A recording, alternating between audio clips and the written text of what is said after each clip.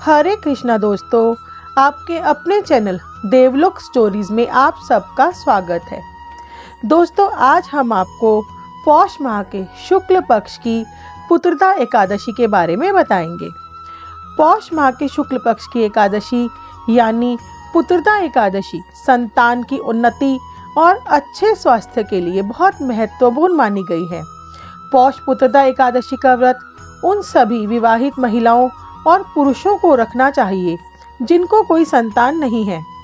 मान्यता है इससे वंश का विस्तार होता है, संतान पर आने वाले संकट दूर होते हैं। इस साल पौष पुत्रदा एकादशी 2024 की सही तारीख मुहूर्त क्या है, आइए हम आपको बताते हैं। पौष शुक्ला एकादशी तिथि 20 जनवरी 2024 को रात 7:26 से शुरू होकर 21 जनवरी 2024 को रात 7:26 पर खत्म होगी। एकादशी का व्रत हमेशा सूर्योदय से प्रारंभ होता है, इसीलिए उदया तिथि के अनुसार 21 जनवरी को पौष पुत्रदा एकादशी का व्रत रखा जाएगा। पौष पुत्रदा एकादशी का पारण समय 22 जनवरी प्रातः 7:14 से 9:21 तक रहेगा। पुत्रदा शब्द का अर्थ है पुत्रों का दाता, और क्योंकि यह एकादशी हिंदू महीने पौष में आती है, इसीलिए इसे पौष पुत्रदा एकादशी के रूप में जाना जाता है। एक वर्ष में 2 पुत्रदा एकादशियां आती हैं। पहली पुत्रदा एकादशी पौष मास में और दूसरी श्रावण मास के महीने में आती है।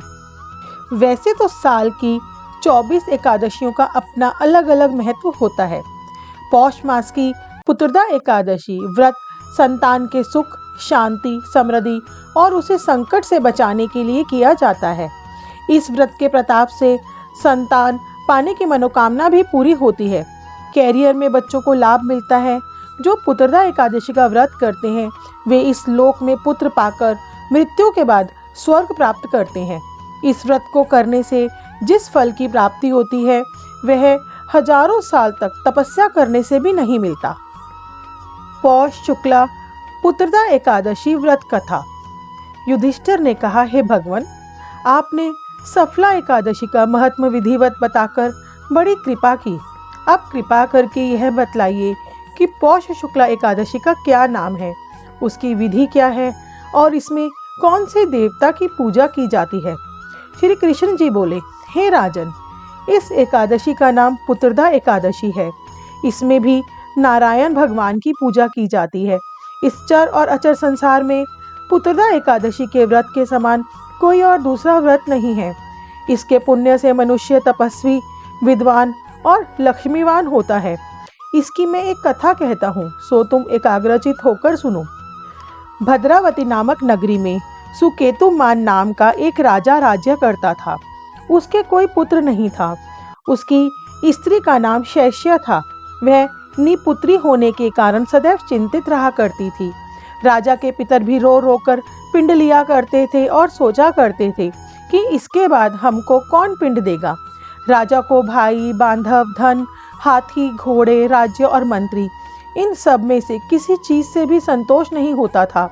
इसका एकमात्र कारण पुत्र का न होना था। वह सदैव यही विचार करता था कि मेरे मरने के बाद मुझको कौन पिंडदान देगा। बिना पुत्र के पितरों और देवताओं का ऋण मैं कैसे चुका सकूंगा। जिस घर में पुत्र ना हो उसमें सदैव ही अंधेरा रहता है। इसीलिए मुझे पुत्र की उत्पत्ति के लिए प्रयत्न करना चाहिए। जिस मनुष्य ने पुत्र का मुख देखा है वह धन्य है। उसको इस लोक में यश और परलोक में शांति मिलती है, अर्थात उसके दोनों लोक सुधर जाते हैं। पूर्व जन्म के कर्म से ही इस जन्म में पुत्र, धन आदि प्राप्त होते हैं। राजा इसी प्रकार दिन रात चिंता में लगा रहता था। एक समय राजा ने अपने शरीर को त्याग देने का विचार किया, परंतु आत्मघात को महान पाप समझकर उसने ऐसा नहीं किया। एक दिन राजा ऐसा ही विचार करता हुआ अपने घोड़े पर चढ़कर वन को चल दिया और पक्षियों व वृक्षों को देखने लगा। उसने देखा कि वन में मृग, व्याघ्र, सुअर, सिंह, बंदर, सर्प आदि सब भ्रमण कर रहे हैं। हाथी अपने बच्चों और हथनियों के बीच में घूम रहा है। इस वन में कहीं तो गीदड़ अपने कर्कश स्वर में बोल रहे हैं, कहीं उल्लू ध्वनि कर रहे हैं। वन के दृश्यों को देखकर राजा सोच विचार में लग गया। इसी प्रकार उसको 2 पहर बीत गए। वह सोचने लगा कि मैंने कई यज्ञ किए, ब्राह्मणों को स्वादिष्ट भोजन से तृप्त किया, फिर भी मुझको यह दुख क्यों प्राप्त हुआ। राजा प्यास के मारे अत्यंत दुखी हो गया और पानी की तलाश में इधर उधर फिरने लगा। थोड़ी दूर पर राजा ने एक सरोवर देखा। उस सरोवर में कमल खिल रहे थे तथा सारस, हंस, मगरमच्छ आदि विहार कर रहे थे। उस सरोवर के चारों तरफ मुनियों के आश्रम बने हुए थे। उस समय राजा के दाहिने अंग फड़कने लगे। राजा शुभ शकुन समझकर घोड़े से उतर मुनियों को दंडवत करके उनके सामने बैठ गया। राजा को देखकर मुनियों ने कहा, हे राजन, हम तुमसे अत्यंत प्रसन्न हैं। तुम्हारी क्या इच्छा है सो कहो। राजा ने उनसे पूछा कि महाराज आप कौन हैं और किस लिए यहाँ आए हैं सो कहिए। मुनि बोले, हे राजन, आज संतान देने वाली पुत्रदा एकादशी है।